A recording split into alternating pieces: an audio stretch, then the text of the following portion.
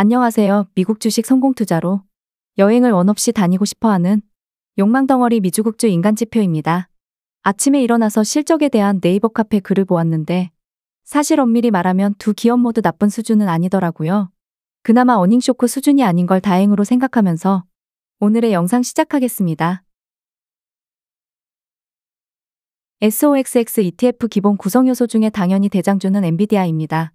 다만 그렇다고 해서 엔비디아가 SOXX ETF에서 10% 넘는 비중은 아니기 때문에 완전 많은 영향력을 준다고 할 순 없지만 반도체 대장주이다 보니 엔비디아에 대한 관심이 여전히 높습니다.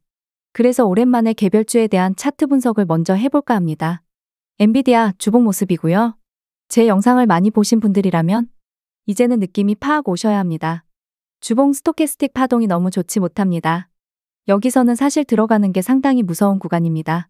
아래로 완전히 꺾인 채로 내려올지 혹은 두 번째 상승 파동을 만들지 지금 상황만 본다면 엔비디아는 400달러도 깨고 380달러 수준까지 내려올지도 모르는 차트입니다. 물론 세력들이 시간을 엄청 끈다면 추세선이 올라오면서 어거지로 현재 주가 위치에서 턴어라운드를 시킬 수도 있죠. 결국 우리는 개별주에 투자를 하건 지수추종에 투자를 하건 세배 레버리지 상품에 투자를 하건 파동들이 이렇게 세 가지가 모두 합심해서 바닥을 다진 후에 올라갈 때 더 많은 비중을 투입을 해야 아름다운 상승 랠리의 수익률을 극대화할 수가 있다는 사실입니다. 내가 지금 엔비디아를 지켜보고 있고 현금도 많다라면 하루하루 소량으로 분할 매수하는 건 나쁘지 않지만 여기서 몰빵 매수해놓고 엔비디아는 훌륭한 기업이니 앞으로도 계속 오를 거야 하는 건 너무 무모한 장기 투자란 얘기입니다. 파동이 바닥을 다진 후에 위로 다 같이 올라가려고 하는 쯤부터 소량씩 매수해도 늦지 않습니다.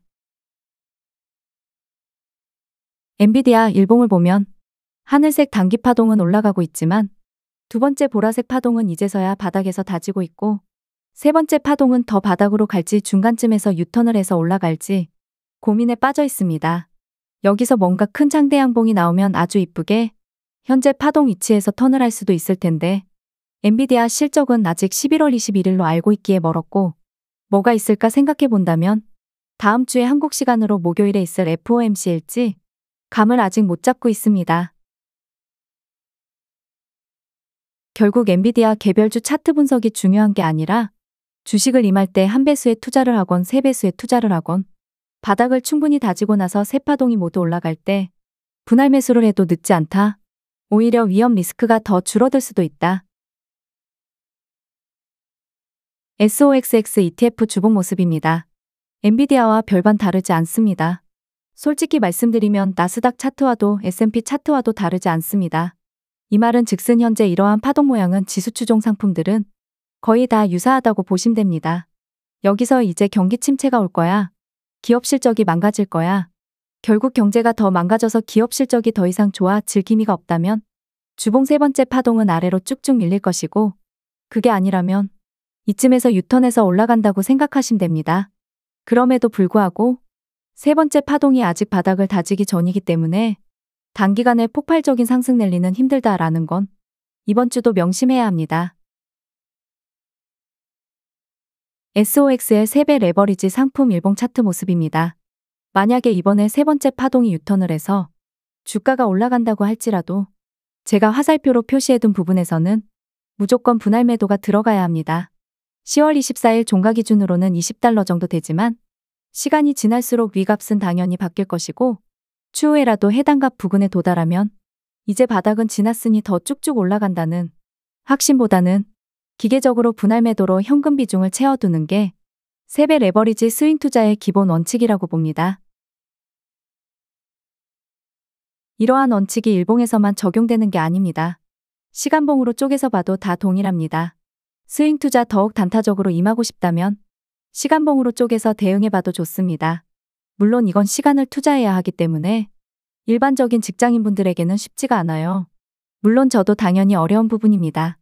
지금 바닥이 가짜 바닥일지 찐 바닥일지 모르는 상황에서 만약에 25일 수요일에서 목요일로 넘어가는 장에서 순간적으로 하얀색 선까지 올라간다면 현재 가격은 18달러 정도 돼 보입니다. 기계적으로 분할 매도 들어가야겠습니다.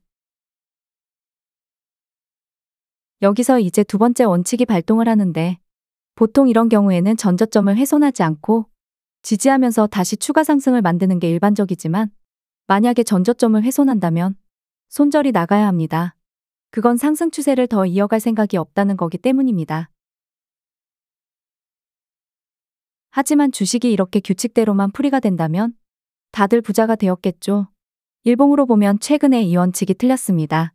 일본 기준으로 보면 저점을 분명히 훼손했지만 아직까지는 추가 하락은 없습니다.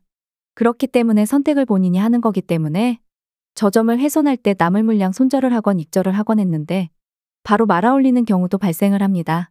어떤 분들에게는 킹받는 일일 테고 어떤 분들에게는 저점 훼손 꿀매수였을 수도 있고요. 주식의 정답은 없다지만 이전에 상단 하얀색 선을 터치할 때 어느 정도 분할 매도로 현금 비중 챙겨두었다면 저점을 훼손할 때라도 손절을 크게 할 이유가 없었을 겁니다. 다시 4시간 240분 모든 시간을 포함한 차트로 다시 넘어와서 만약에 이번에 어찌되었건 상단 하얀색 선을 터치한다면 기계적으로 분할 매도로 넘어간 후에 더 올라가면 남은 물량으로 천천히 더 분할 매도하면 되고요. 그리고 난 후에 다시 조정이 올 때 이걸 눌림목 매수라고 합니다. 이 눌림목 매수가 있을 수도 있고 아니면 투더문 바로 할 수도 있고 다만 보통 다이렉트로 위로 쭉쭉 올라가는 경우는 구름대 안에서부터 발생을 하기 때문에 현재 위치상 상당히 힘든 부분이 있습니다. 그리고 세 번째 파동이 아직 바닥을 다 다진 상태도 아니기 때문이기도 하고요. 최근 4시간봉 기준으로 세 번째 파동이 바닥을 다지는 상태에서 첫 번째 하늘색 파동이 페이크 상승을 2번 한 이후에 최종적으로 세 번째 파동일 때가 제대로 된 상승 랠리였는데 현재는 두 번째 상승을 하고 있습니다. 과연 이번에 상승 랠리를 할 것인지 예전처럼 한 번 더 조정을 주고 나서 세 번째 상승할 때 모든 파동이 위로 올라갈지 2시간 120분 봉으로 보았을 때 세 파동 모두 상태는 좋아 보입니다. 다만 24일에 결국 18달러대를 깨지 못한 상황이기에 25일에도 결국 18달러까지 향하는 흐름이 나오지 않는다면 다시 한번 조정 구간으로 진입해서 저점을 얼마나 훼손할지가 관건입니다. 물론 저점을 훼손하지 않을 수도 있지만 굳이 저점을 훼손할 수 있는 위치에서 매수를 하는 게 더 이득이지. 물론 여기서도 현금 비중이 많다면 알아서 하시면 되고요.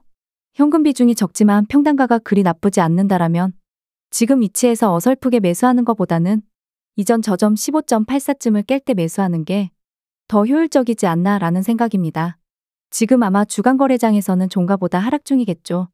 어떤 분들은 지금에라도 더 추가 매수해서 투더문할지도 모르는 상황을 꿈꿀지도 모릅니다.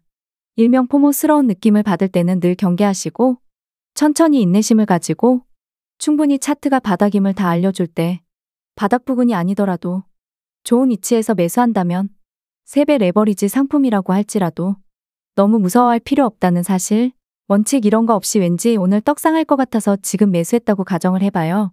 그런데 정말 운이 좋게도 떡상했습니다. 이게 과연 공부한 대로 행동해서 수익을 얻은 것인가? 그냥 홀짝을 한 것인가 본인 스스로에게 물어보시면 답이 됩니다.